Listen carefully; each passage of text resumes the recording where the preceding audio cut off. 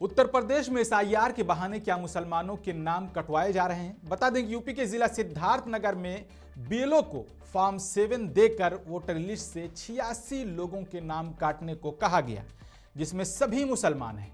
हर दिन ऐसे मामले सामने आ रहे हैं जहां बीजेपी के लोग बड़ी संख्या में मुस्लिम वोटरों के नाम कटवाने की कोशिश कर रहे हैं। बीएलओ के मना करने पर उन्हें मारा पीटा जाता है और नौकरी से निकालने की खुली धमकी दी जाती है। ये देश में क्या चल रहा है? क्या ये लोकतंत्र को तबाह करने की कोशिश नहीं है? इस खबर पर आपकी क्या राय? आप अपनी राय जरूर बताएं और हाँ मुंसिफ टीवी को फॉलो और सब्सक्राइब करना हरगिज मत भूलें।